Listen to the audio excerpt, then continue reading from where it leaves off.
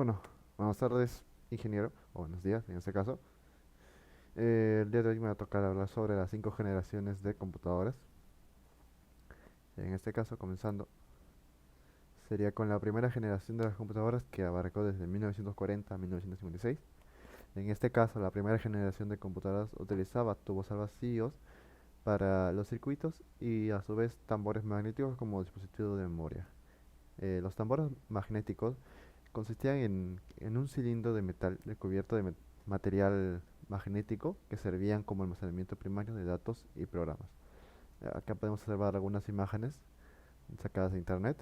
Eh, Se encuentran los tambores magnéticos y los tubos de vacío. Bueno, algunos ejemplos de computadoras que eh, fueron importantes, por así decirlo. Bueno, todos fueron importantes, pero en este caso, algunos ejemplos, por ejemplo, fueron la ENIAC, que fue lanzada el 14 de febrero de 1946, el cual fue la primera computadora electrónica de propósito general. Esta máquina era capaz de realizar 5000 adiciones o sustracciones por segundo, además de procesar 350 multiplicaciones o 50 divisiones por segundo.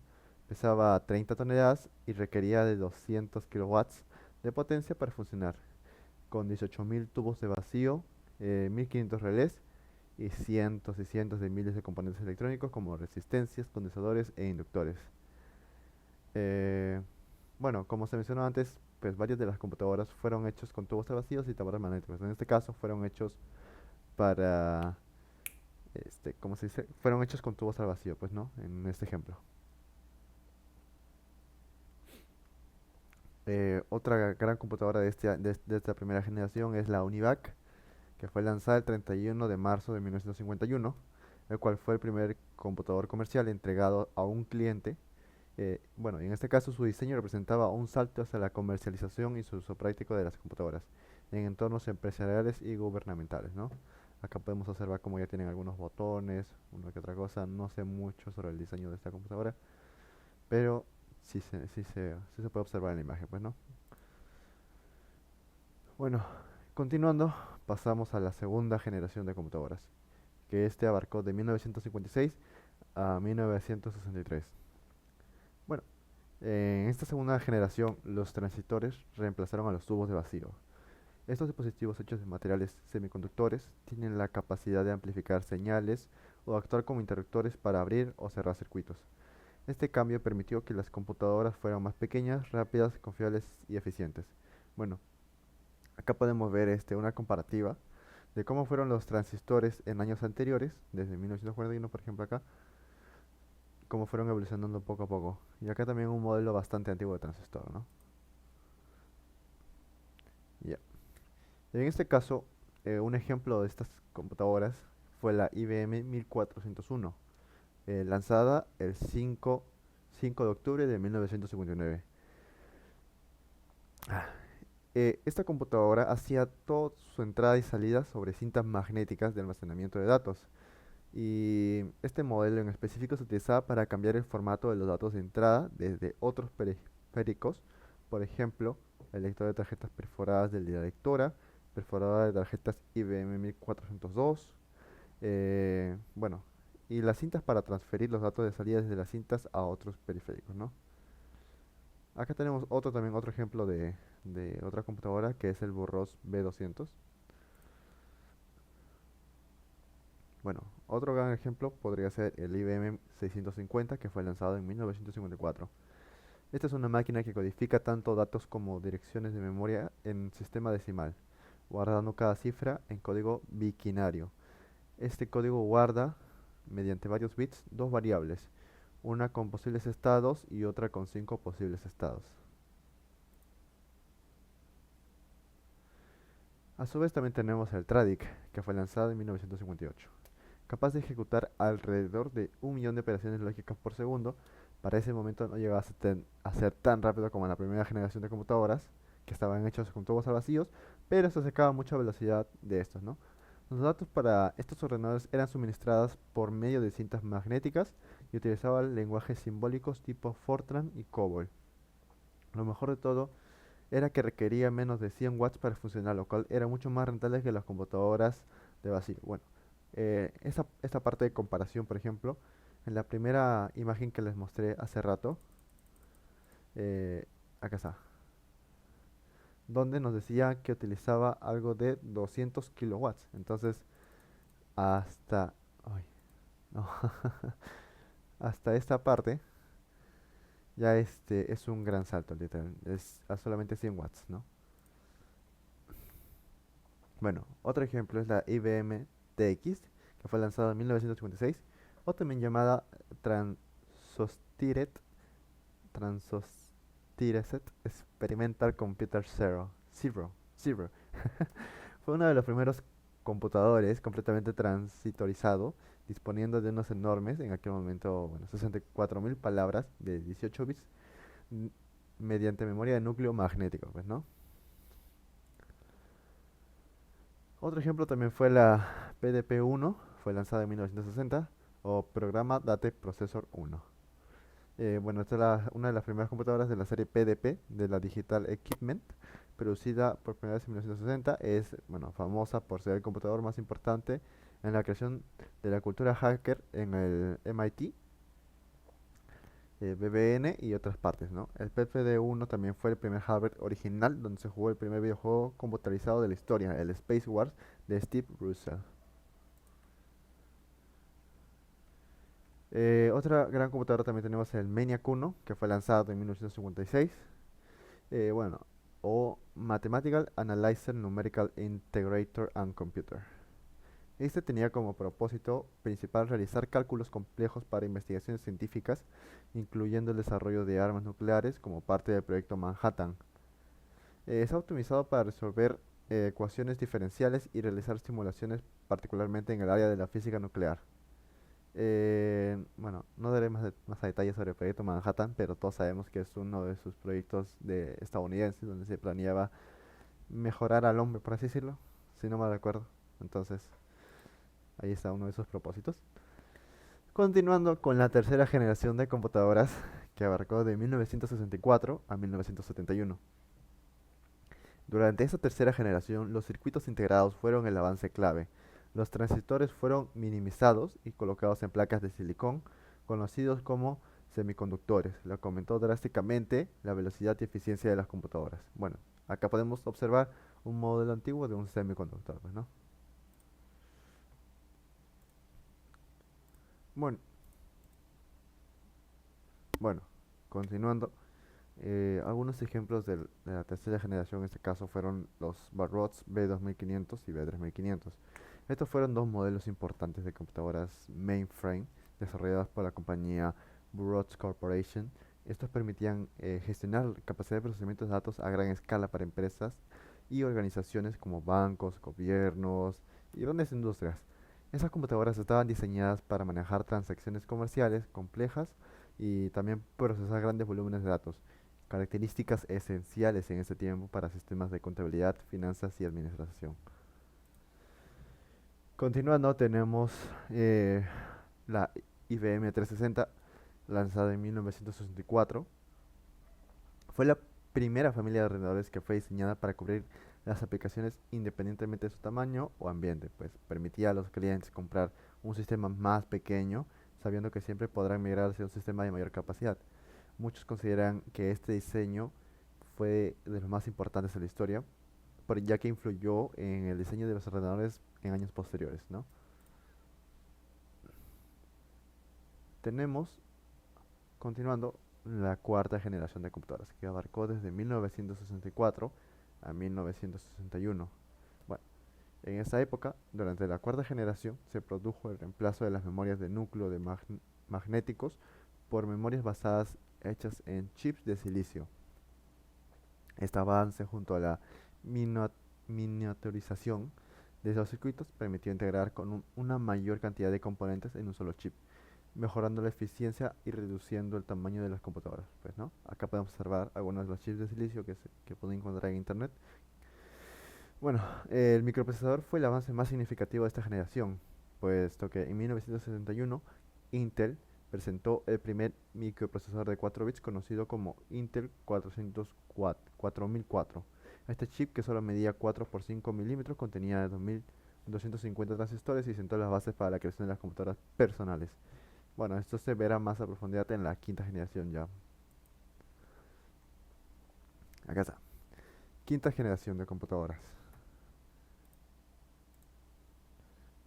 Bueno, esta quinta generación está marcada por el aumento en la capacidad de procesamientos y almacenamiento de datos, impulsado por aplicaciones más exigentes como los sistemas multimedia, bases de datos distribuidas y redes neuronales.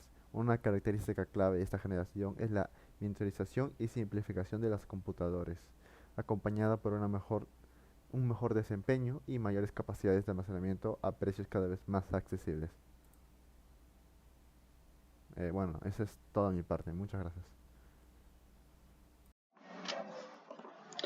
Hola, buenas. Hoy voy a hablar sobre las hojas técnicas de los microcontroladores en las 5 eras electrónicas de las computadoras. Vamos con el primero. A ver, podemos ver su circuito a la izquierda. Este es un modelo 8085. Su año de lanzamiento ha sido 1976. Su descripción general es un microprocesador de 8 bits diseñado por Intel, que más o menos Intel lo desarrolló. Es una versión mejorada del 8080 y fue ampliamente utilizado en sistemas embebidos debido a su bajo costo. Tiene una frecuencia reloj de 3 Hz, número de bits es 8. Su arquitectura ha sido desarrollada en Harvard. Bueno, vamos con el siguiente. Datos. El siguiente microprocesador ha sido el modelo 8088. Su año de lanzamiento ha sido 1979. Es una versión mejorada, se podría decir, del 8086 con un bus de datos externos de 8 bits, diseñado para reducir los costos de implementación. Fue el primer procesador elegido por el IBM para su primer PC, que esto lo hizo llamar la atención, lo hizo más popular. Este número de bits fue 18 por interno y 8 bits por externo. ¿Qué más datos? Podemos decir que su uso común es para la IBM en PC, para sistemas compatibles. Vamos con el siguiente. A ver, este es un modelo 8080. Su año de lanzamiento ha sido 1974. A ver, podemos decir que ese fue uno de los primeros microprocesadores de 8 bits ampliamente utilizados en sistemas de computación temprana. Eso quiere decir que en la era que se estaba desarrollando las PCs, esto fue muy utilizado. Su diseño se sentó las bases para futuros microprocesadores de serie .86. Eso quiere decir que fue considerado el primer kit computadora personal. Bueno, el número de bits fueron 8 bits, también fue desarrollado en Harvard.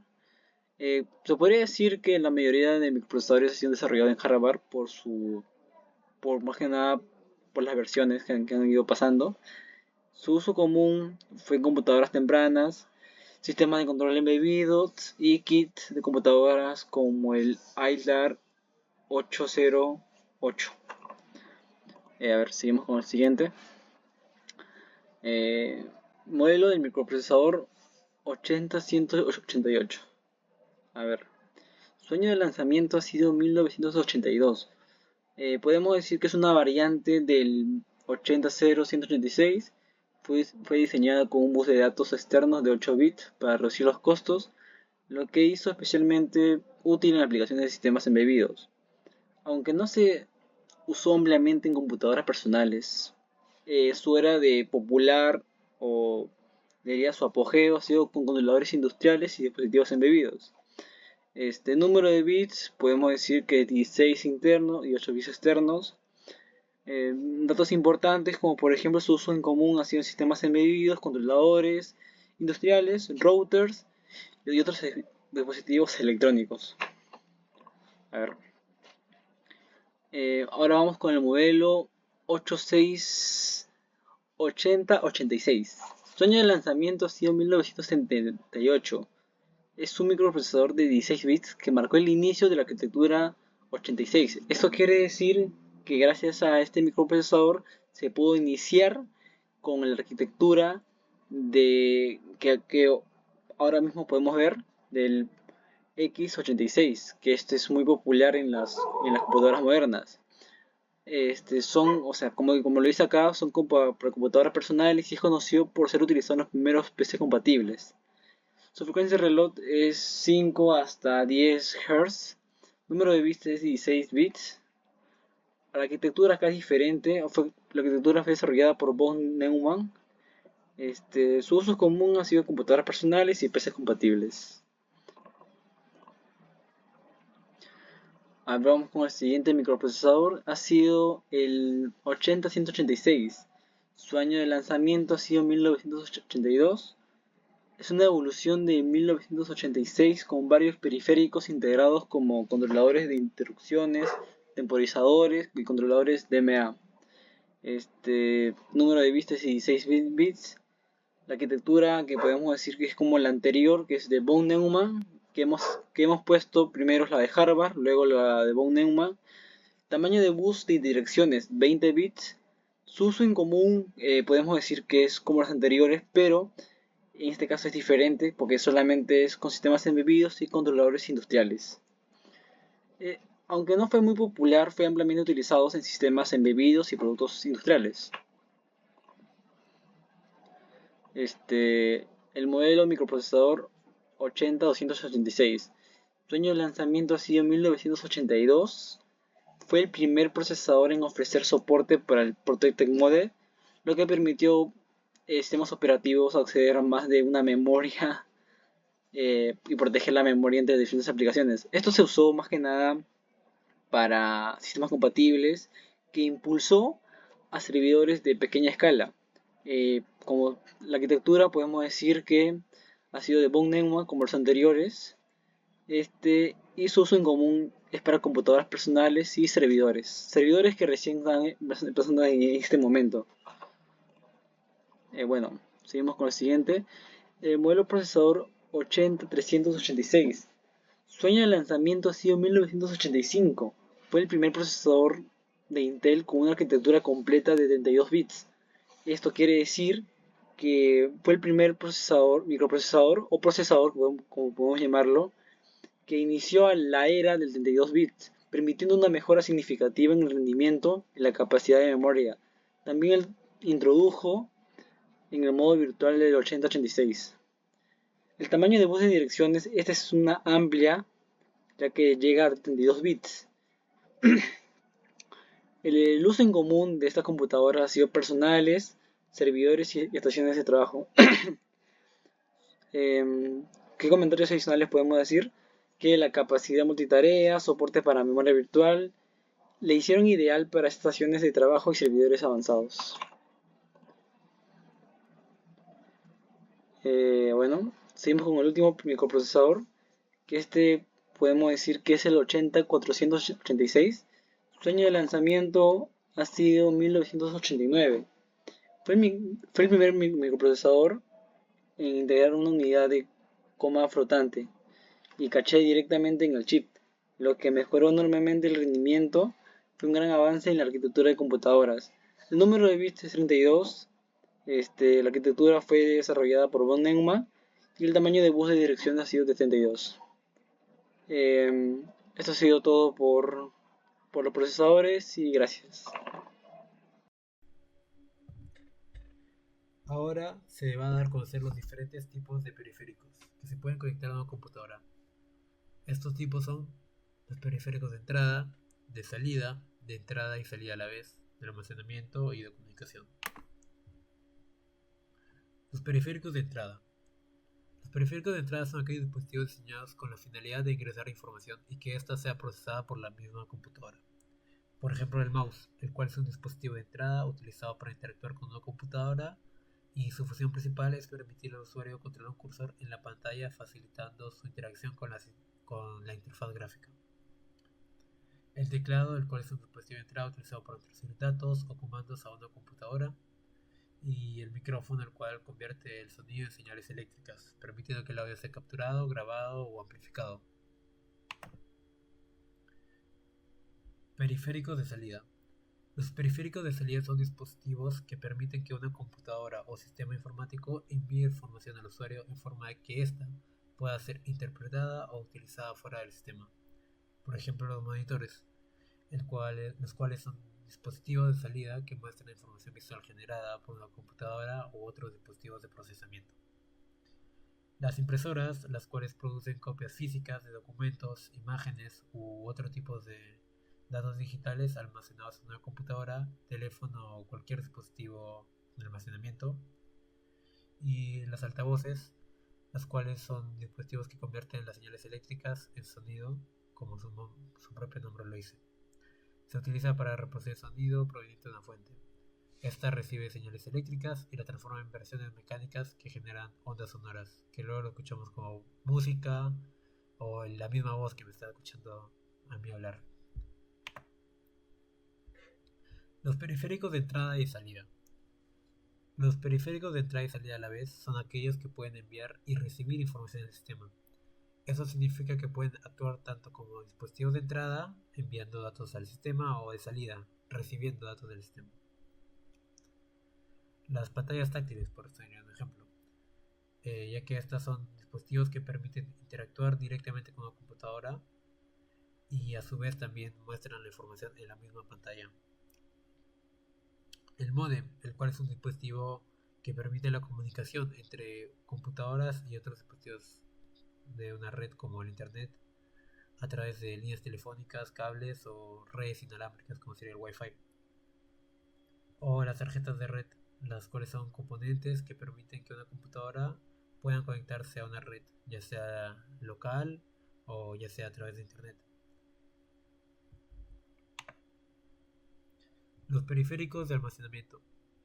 Un periférico de almacenamiento es un dispositivo externo que se utiliza para guardar, organizar o recuperar datos de información digital. Por ejemplo, tenemos los discos duros, los cuales utilizan platos giratorios para leer y escribir información. Es uno de los medios de almacenamiento más comunes y estos son utilizados en prácticamente todas las computadoras o laptops que tenemos hoy en día. Y también tenemos la unidad de estado sólido o SSD, en los cuales son otra opción de almacenamiento que funciona sin partes móviles, o sea, sin los discos rotatorios.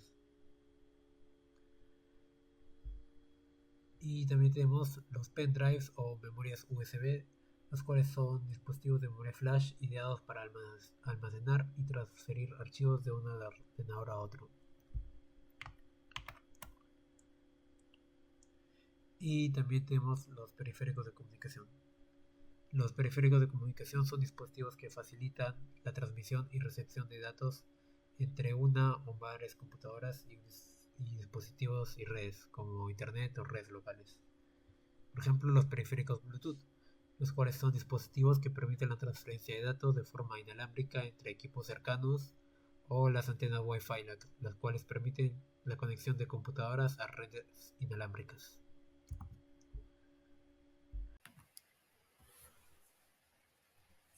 Quien le habla es el alumno IH Macero Marco Alessandro. Ahora le voy a hablar acerca del capítulo 4 sobre el diseño de las computadoras con los microprocesadores 8085 y 8086. En la evolución de la informática, las microcomputadoras compactas y basadas en microprocesadores revolucionaron la industria en las décadas 1970 y 1980.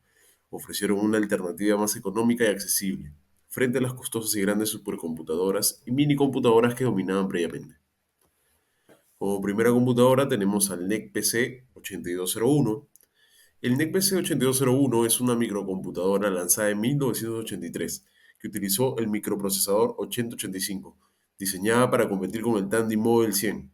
Destacaba por su capacidad de expansión de memoria RAM hasta 64 kilobytes y una ROM de 32 KB, que incluía un sistema operativo y software preinstalado como un intérprete BASIC de Microsoft.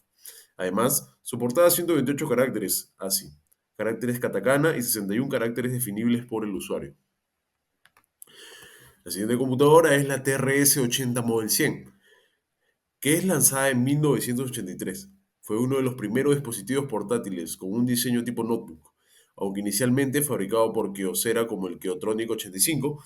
Tandy Corporation adquirió los derechos, comercializándolo con éxito en Estados Unidos y en otros países, con más de 6 millones de utilidades vendidas. El TRS-80 Model 100 utilizaba un microprocesador Intel 8085. La siguiente computadora es la IBM System 23 Datamaster, que fue lanzada en 1981.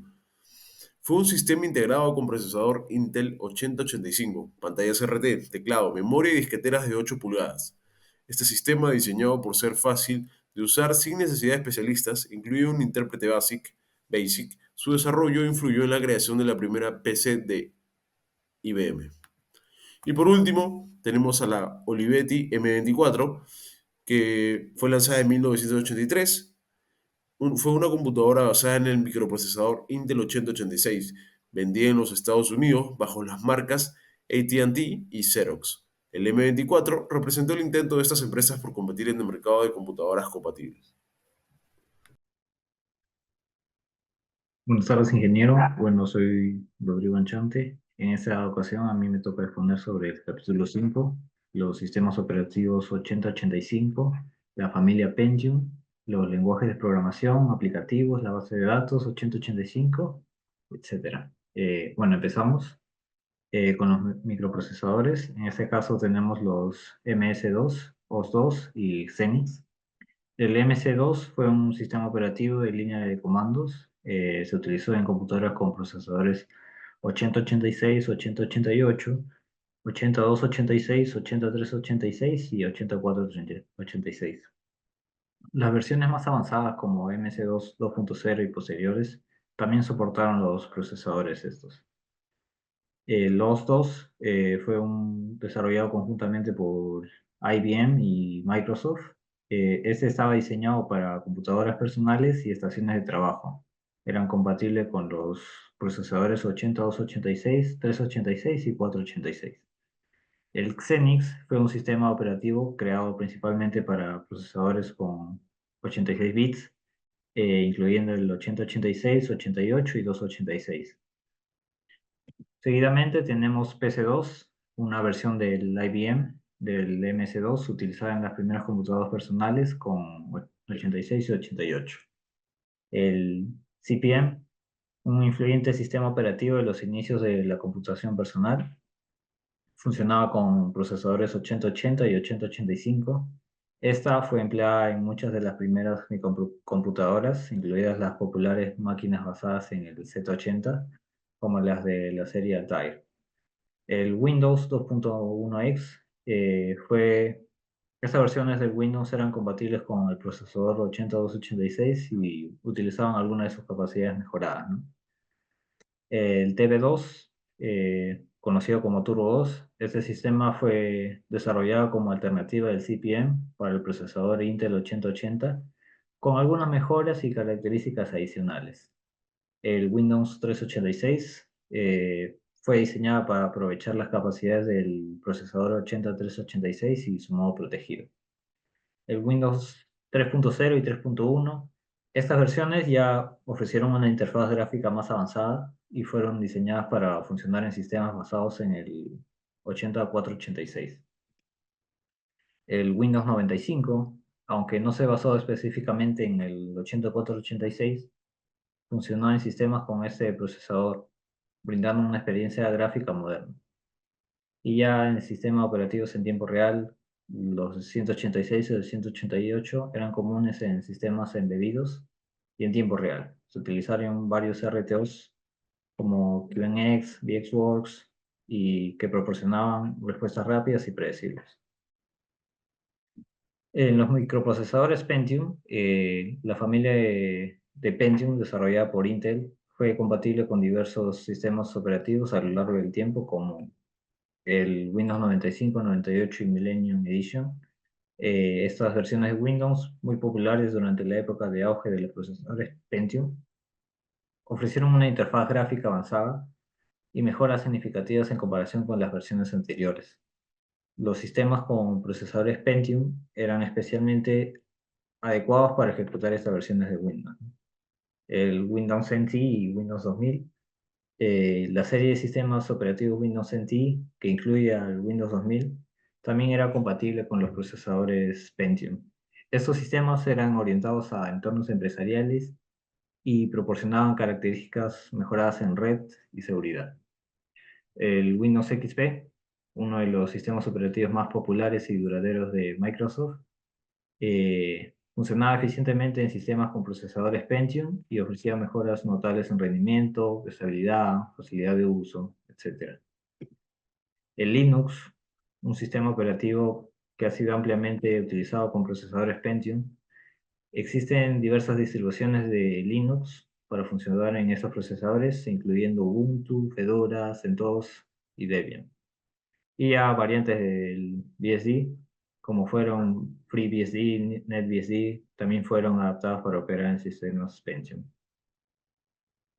Con los lenguajes de programación empezamos con BASIC, utilizado en los microprocesadores 8080 y 8085, así como en variantes de este lenguaje en sistemas basados en dichos procesadores. C y Pascal, junto con el ensamblador. Estos lenguajes de alto nivel se usaron para desarrollar aplicaciones más complejas en los microprocesadores 86, 88, 186 y 188. C y C++, con el modo protegido de estos, se emplearon C y C++ para crear aplicaciones avanzadas ya en sistemas operativos más complejos, ofreciendo un alto nivel de control sobre el hardware y la memoria. Esto fue ideal para aplicaciones intensivas en rendimientos y sistemas embebidos. ADA fue principalmente en aplicaciones críticas y de sistemas con microprocesadores 286, 386 y 486, aprovechando su característica de seguridad y confiabilidad. Fortran, utilizado en los microprocesadores 80, 85, 86, 88, 286, 386 y 486, fue especialmente usada en aplicaciones científicas y de ingeniería que requerían cálculos numéricos precisos, ¿no? Java, la gran conocida Java, eh, con la creciente popularidad de Java en la década de los 90, los microprocesadores Pentium soportaron la ejecución de aplicaciones Java a través de la máquina virtual Java. C Sharp, con la introducción de .NET Framework de Microsoft, C Sharp se convirtió en un lenguaje importante para sistemas basados en Windows y microprocesadores Pentium. Y Python, que es un lenguaje de alto nivel, estos microprocesadores Pentium y sistemas compatibles pueden ejecutar aplicaciones y scripts en Python. En lo que es aplicativos, los microprocesadores Pentium y sus posteriores se han utilizado en una amplia gama de aplicaciones debido a su rendimiento y compatibilidad con diversos software como computadoras personales, que han sido empleadas en computadoras personales de escritorio y portátiles para tareas que van desde navegación web hasta la ofimática. Estaciones de trabajo que requieren mayor poder de procesamiento, los servidores. Algunas generaciones de Pentium se adaptaron para servidores de nivel de entrada, manejando tareas como almacenamiento de datos, servicios web, administración de redes. Las aplicaciones empresariales que han sido clave en el sistema empresarial, gestionando contabilidad, recursos humanos, aplicaciones científicas y de ingeniería, usadas sobre todo para simulaciones científicas, cálculos complejos, análisis de datos. Lo que es el área médica, aplicaciones médicas, han sido empleados en equipos de imágenes médicas, sistemas de información hospitalaria, de diagnóstico, etc. Base de datos, el microprocesador 8085, 8086 y 8088. Bueno, el 8085 utiliza memoria externa para, para el almacenamiento de datos. Los otros dos, con acceso a memoria externa a través de direcciones físicas. 80-186, 80-188 utilizan la misma organización que las ya dichas. El 8286 emplea una memoria en modo protegido que permite la navegación en base de datos mediante paginación.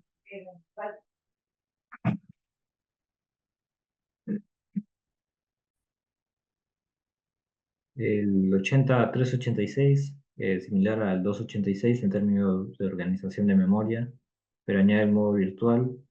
Y bueno, el 486 utiliza la misma organización de memoria que el 386, pero con mayor rendimiento y capacidad de caché.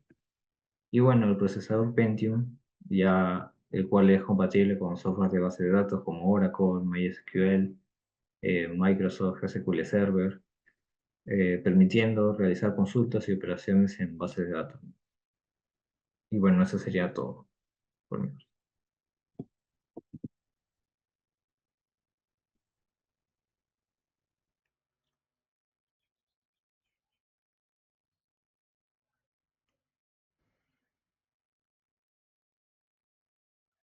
Bueno, esta vez a mí me toca hablar sobre los emuladores y los simuladores, desde el microprocesador 8080 hasta la familia Pentium. Como podrán ver, yo soy el expositor Edgar Leiva Chávez y les hablaré un poco acerca de lo que son los emuladores y los simuladores que hemos encontrado en nuestra investigación. Para ello es importante conocer la diferencia respecto a un simulador y un emulador. Un simulador es un sistema que imita el comportamiento de un proceso o entorno real, el cual puede ser digital o físico. Acá podemos ver lo que es la imagen de un simulador de vuelo. Y también acá está el concepto de emulador, el cual significa software o hardware que permite imitar el funcionamiento de otro. Pero, ¿qué es lo que diferencia el emulador del simulador? Bueno, el emulador básicamente lo que hace es replicar fielmente el entorno original. Bueno, sin más dilación vamos a empezar con el microcontrolador 8080. Los simuladores que hemos encontrado son el SIM, por ejemplo, el SIMH, diseñado para preservar la historia de la computación SIMMH. Sí, SIMH emula varios dispositivos de hardware de computadoras vintage, como las minicomputadoras y sistemas mainframe. Acá tenemos una vista de cómo es la ejecución de este simulador. También tenemos lo que es el Altair Z80, el cual es un emulador que simula la computadora Atari 8800, una de las primeras en usar el microprocesador 8080 y el procesador Zilog Z80. Acá también tenemos una vista, una simulación de cómo era la computadora en ese entonces, ¿no? El sistema operativo. También tenemos lo que es el CP/M Emulators, y bueno, como el sistema operativo CP/M ejecutaba comúnmente en sistemas con el 8080, muchos emuladores de CP/M incluyen soporte para dicho microprocesador. Eso quiere decir que el CP/M es uno de esos simuladores que pueden emular un computador que tiene el microprocesador 8080. Ahora pasemos con el microprocesador 8085. Tenemos a Emulare y Emulator 8085. Ambos ofrecen soporte para el microprocesador 8085 y permiten la simulación de programas escritos para este microprocesador. Acá tenemos las vistas de cómo eran los sistemas en ese entonces. También vamos a ver lo que es la serie Intel desde la 8086 hasta la 8088. Tenemos el DOSBox, el cual era principalmente un emulador de DOS, pero también emula procesadores compatibles con el 8086, 8088 también, toda la serie en general, permitiendo ejecutar software antiguo diseñado para estos microprocesadores. Acá tenemos una vista de cómo es y cómo se ha realizado un proyecto utilizando dicho emulador. También tenemos el EMU 8086, el cual es un emulador específico para el 8086. Proporciona un entorno para programar y depurar aplicaciones para este microprocesador. En este caso lo que se está haciendo es un programa para botar el típico hola mundo que se realiza en otros lenguajes de más alto nivel. En este caso acá se ven todos los estamentos, todas las sentencias que se están utilizando para realizar el lanzamiento del mensaje, cuál es Hello World. También tenemos a QEMU o QEMU, un emulador de hardware que puede simular desde el 8086 hasta el 8088 y permitir la ejecución de sistemas operativos y software diseñados para estos procesadores. Ahora vamos a pasar con la serie Intel desde la 80-186 hasta la 80-188. Tenemos el PCM, el cual simula hardware hasta las computadoras más avanzadas de los años 80. Ofrece una emulación detallada de la arquitectura del software, incluyendo procesadores, tarjetas gráficas y otros componentes, lo que permite ejecutar sistemas operativos y software de la época en un entorno moderno. Acá podemos ver lo que sería la vista principal, ¿no? Del emulador.